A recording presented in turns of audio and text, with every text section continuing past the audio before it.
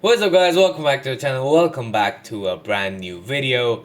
Chelsea 2, Newcastle 1, we said we need to get back to winning ways and Cole Palmer is there guys. Cole Palmer is there to provide.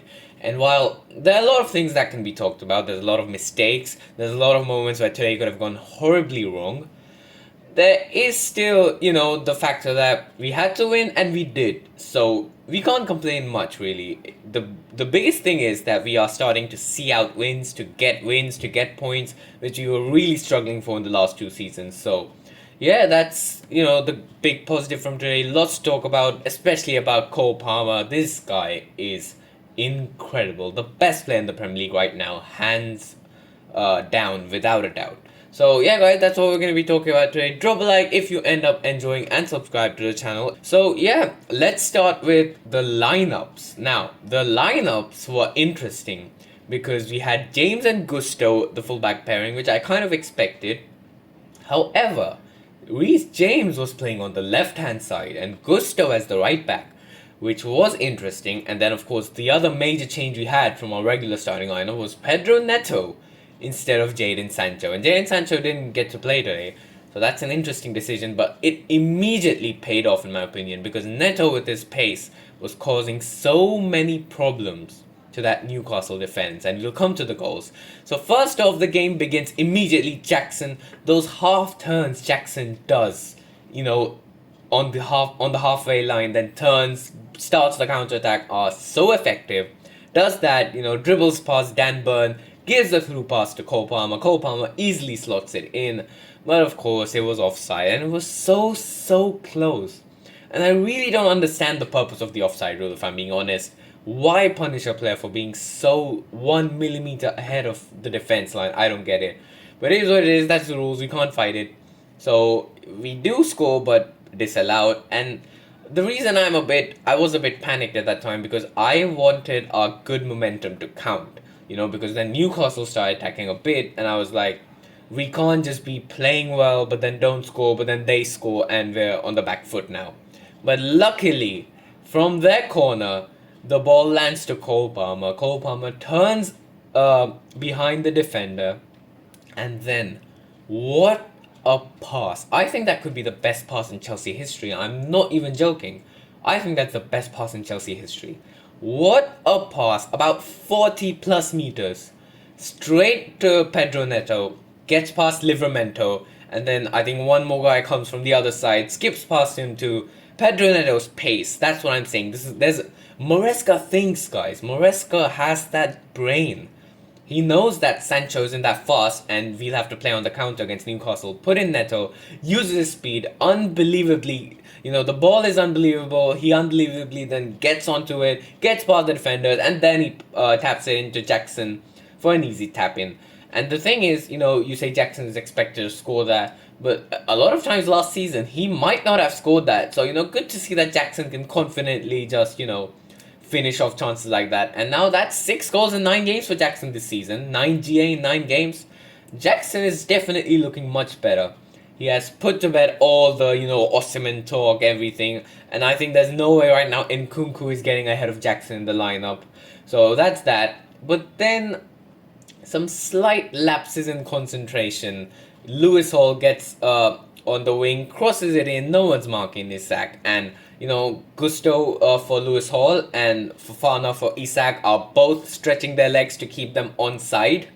So it's a goal, it's a fair goal. And I thought if that would have been disallowed, then it would have been fair, got disallowed, there got disallowed, it's fine. But unluckily, they got the goal and ours was ruled out. So there it is, it was 1-1 and that's how it headed into the break. So we needed a goal in the second half.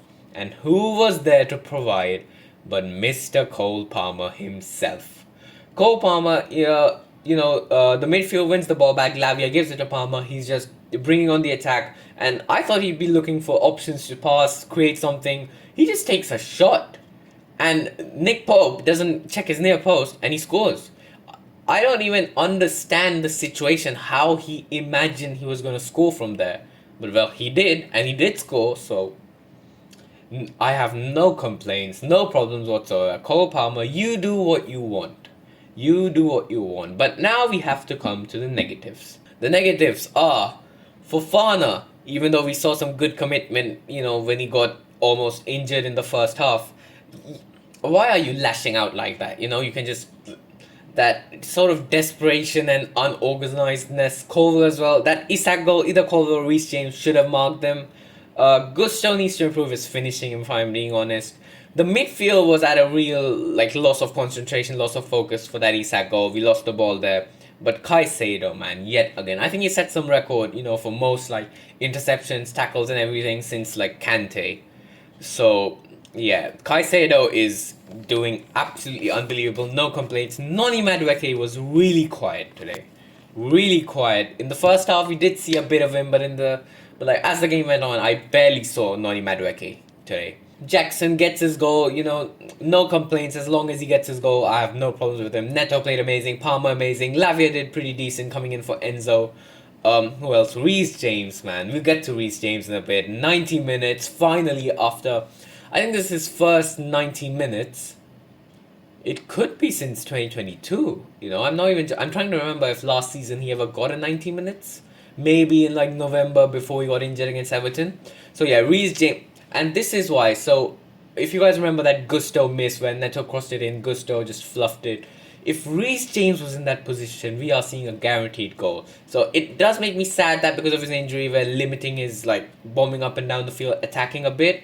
But if he can do what he keeps doing like this, playing at even out of position at left back. Maresca's created the system where he's cutting in, he's looking for options, looking for passes, and defensively just so solid.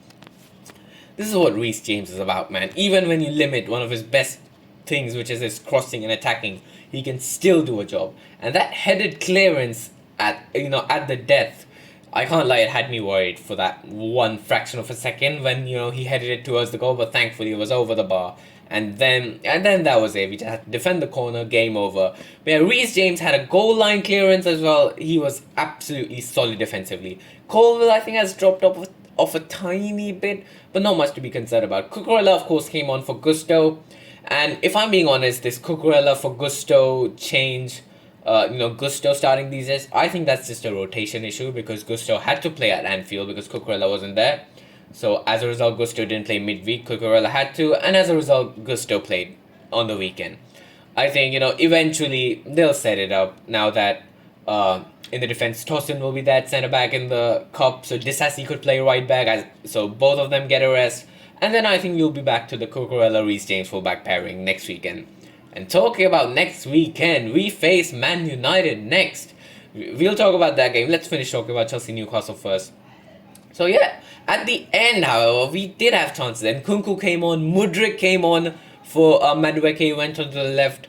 And Mudryk had one chance, man. Palmer, I think it was Nkunku or Palmer. So it was a counter-attack. Palmer gives it to Mudryk, but it was a tough angle. But these are the kind of chances he has to take if he wants to get consistent minutes in the Prem. If he would have scored, it would have been, put to bed 3-1. However, we did also get a penalty. The Nkunku one, it was a soft foul, but I didn't think it was a clear and obvious error in my opinion. But of course, the referee overturned it. Man, if Palmer would have scored that penalty 3-1, it would have been set and match. And then another chance at the end. Nkunku was through on goal. Enzo Fernandez, who came on for Lavia, we'll talk about him as well. Enzo is running down the right, and Nkunku gives it to him, but he just overhits the pass, and then the chance is ruined. Enzo did decent. I didn't really notice him much. And Maresca did hint in his post-match press conference, what he's trying to say is the reason we're not playing Enzo is because of Lavia's defensive balance. We know that. Basically, what he hinted as is that we have Palmer in midfield, if you take it as a three-man midfield, and we have Enzo. And you can't have two luxury players. That's basically what he's saying. That's the reason Lavia is playing now instead of Enzo. And I have no problem with Lavia playing instead of Enzo because I genuinely think Lavia gives us more presence, more solidity. Yeah, keep on playing Lavia. Talking about other results, of course, Man U lost. And I didn't see the penalty. I don't think it was a penalty to West Ham, but it is what it is. Jared Bowen scores. They lost 2-1. And then Crystal Palace also beat Tottenham. So a good day overall. We're now 5th in the table because Arsenal got a point. But things are good. Next week, we have Man United at Old Trafford. We have to win this game, man. Man U, the mess they are in. Oh, but before that, of course, we have Newcastle again on Wednesday in the Carabao Cup. I really don't know if we'll rotate or we'll use the A team, a mix, the B team. Whatever it is, I trust Maresca. We'll get the job done hopefully on Wednesday. Move on to the next round of the Carabao Cup. We need to prioritize the cups. We need some trophies fast. And guys, if you have to lose, let's just lose on Wednesday, not at Wembley, please. I've had enough of that. One thing I didn't talk about was Sanchez. Many people again feel that, you know, Sanchez is not the right option. We need a better keeper, but I don't think Sanchez made too many mistakes today, but it always feels shaky when Sanchez is on the ball. That's the problem. And Maresca did come out in the post-match interview and said that, you know, that's what I tell Sanchez. I tell him to play those risky passes, so like it's my fault, but I mean, I don't know how much of it is Sanchez's fault, Maresca's fault, whatever. It does feel a bit like Maresca's trying to defend Sanchez, but right now I guess he's just trying to work with what he has. If Jorgensen can put a good stretch of games like Petrovic did last season, he could get a chance in the first team. That's all I'm going to say, if he's good with his feet. So, yeah, I think that's it for today's video. Hopefully we can beat Man U next. That's going to be a really interesting one. So yeah, I'll see you for that one, guys. Have a good day, and goodbye.